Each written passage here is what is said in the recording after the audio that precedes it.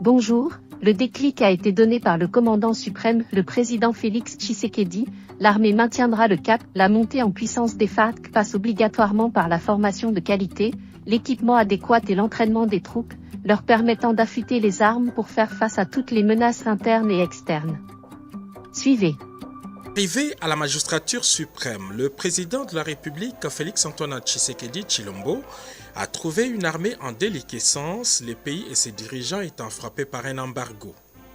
Ayant fait de la sécurité une des priorités de son mandat, le commandant suprême des FARDC a pris une série de mesures pour redonner confiance aux vaillants militaires.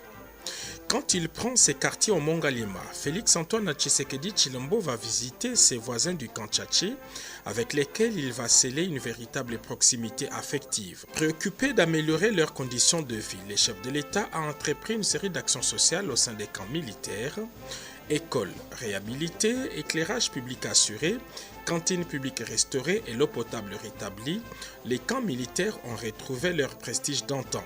Et pour couronner ces chapitres sociaux, le président de la République a offert au Kantchachi un hôpital général de référence au niveau tertiaire. Grâce à sa diplomatie agissante, le président Félix Tshisekedi a fait un plaidoyer auprès d'instances décisionnelles pour que soit levé l'embargo d'achat d'armes qui pesait contre la République démocratique du Congo. Sa voix a été entendue. Désormais, les FARDC peuvent se rééquiper en armes, munitions et autres effets militaires pour faire face à l'ennemi. Pour la première fois depuis l'époque coloniale, Félix Tshisekedi a donné à la République démocratique du Congo la loi de programmation militaire. Considérée comme le couronnement de la réforme au sein de l'appareil sécuritaire du pays, cette loi donne un peu plus de moyens aux FARDC qui sont gérés par un vice-premier ministre.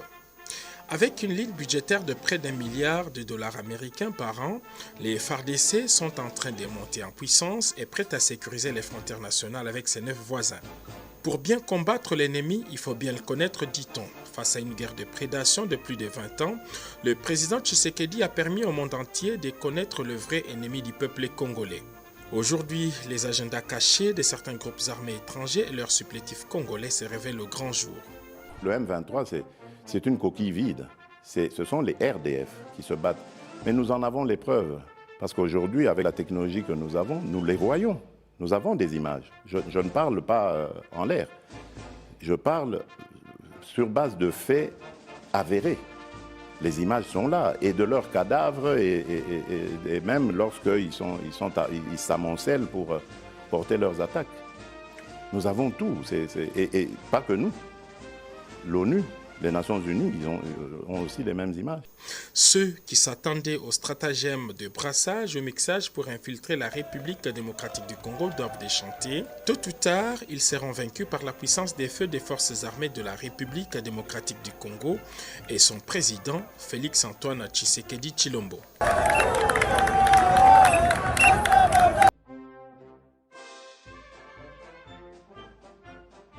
Merci à tous de nous avoir suivis. Aimez et abonnez-vous massivement à notre chaîne YouTube Tribeca Media. Au revoir et à la prochaine.